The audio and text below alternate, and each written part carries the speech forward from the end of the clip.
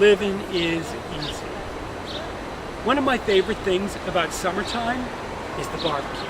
The smell, the taste, burgers and steaks on the grill. But I gotta tell you, lately I've been trying to cut back on my consumption of red meat.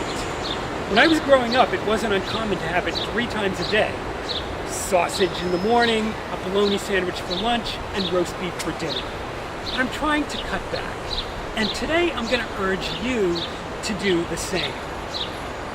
Now, I could go into all the health reasons for it. After all, our epidemics of obesity, cancer, and heart disease often have their roots in our consumption of red meat. But I want to tell you about something you probably didn't know. Our overconsumption of red meat is affecting the planet. Yes, I'm talking about climate change or global warming. There's little doubt now that it's happening. A recent study by Stanford University of over 1,300 climate researchers found that 97% of scientists now believe that climate change is happening and that human beings are contributing to it. Another organization, Nature Climate Change, has found that if we continue emitting greenhouse gases at the current rate, 20% of land mass will undergo a change by the end of the century. We've seen some of that starting to happen already. But the question is, how does eating a burger contribute to this? Well, it's all about the cows, millions of them, emitting methane gas. That's right, flatulating cows are heating up our planet. But that's not the only issue. In order to make room for these cows, we are clearing forests at an unprecedented rate. Trees absorb carbon dioxide. Without the trees, that becomes a big problem.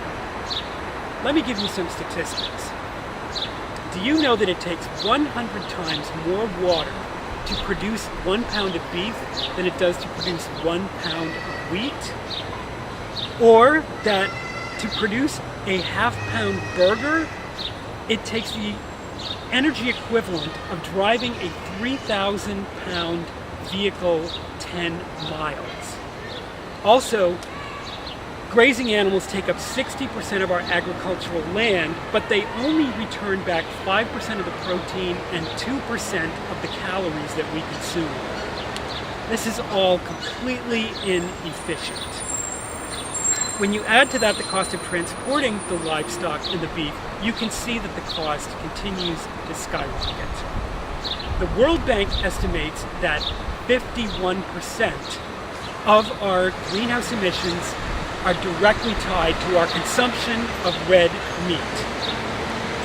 As the rest of the world becomes more industrialized, they're falling into our bad habits. China now consumes twice as much meat as we do in a given year.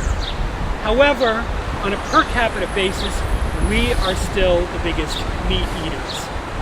We need to change that equation. We need to lead the charge to change that equation.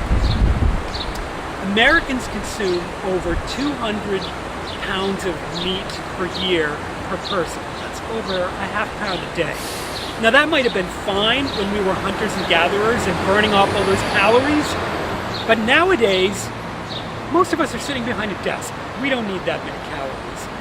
We can cut our meat consumption by 2/3 and still get enough protein and calories to sustain ourselves very well. Some people want science to do the job. Some have said that if you put sulfate particles in the air, they will reflect sunlight coming in. But that doesn't change the rainfall patterns and the CO2 that's already in the atmosphere. We Americans can be very stubborn about changing our eating habits. We want what we want, and we don't want to change. But we have the power to do that. Let's not wait for the stroke or the heart attack or the planet to get any warmer. The scientists aren't going to do the job, and let's not rail on about politicians and what they can do. You and I have the power to change. So, join me in helping me change my eating habits. It's really hard. I know it's hard, but I'm going to try. Please try with me. You and I have the power to make our planet a better place. Thank you.